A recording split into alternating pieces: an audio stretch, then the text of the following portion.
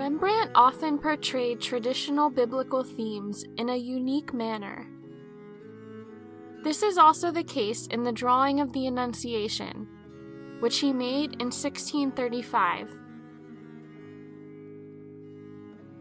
During the Middle Ages and Renaissance, the Annunciation had been a beloved and major theme, as it depicts the important dogma of the Incarnation, God becoming human in Jesus of Nazareth.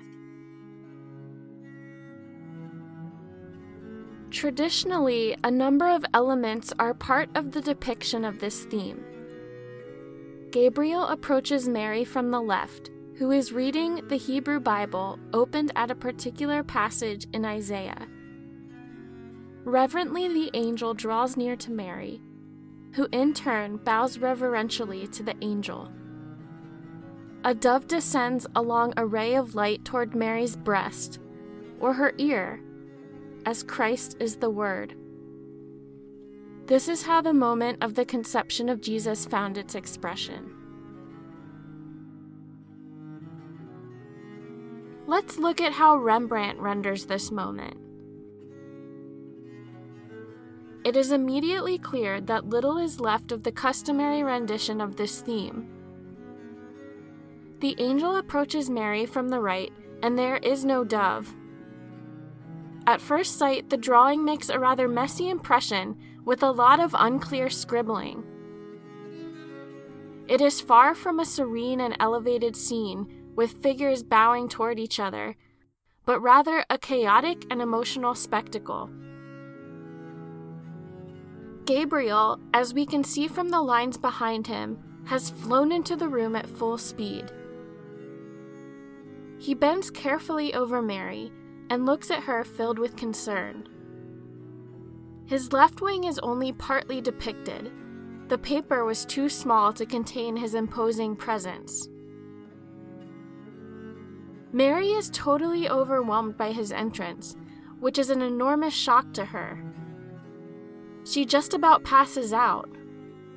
She slides down from her chair, while her left arm seeks the support of the left arm of the angel, and her right arm hangs aimlessly in the air.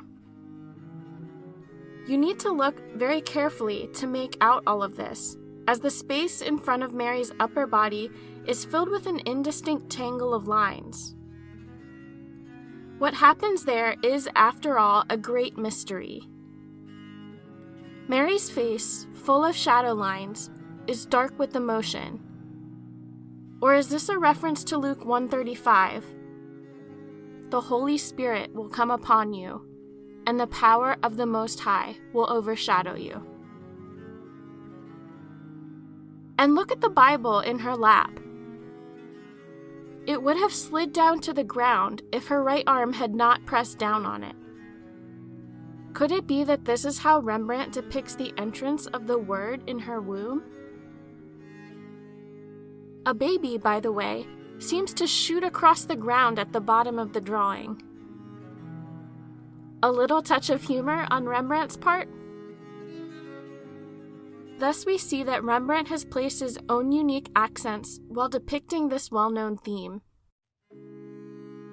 The humanity of Mary's reaction, for instance, suggests that she is not a saint who towers high above us, but through and through a woman of flesh and blood. Rembrandt, moreover, has emphasized the majestic appearance of the angel and the incomprehensible grandeur of this emotional event. But perhaps the most special element in this drawing is the great care of the angel for Mary. His tender gaze of concern while bending toward her, spreading his wing over her head to protect and bless her. For even though we may receive impossible callings, whoever abides in the shadow of the Almighty will surely find shelter under his wings.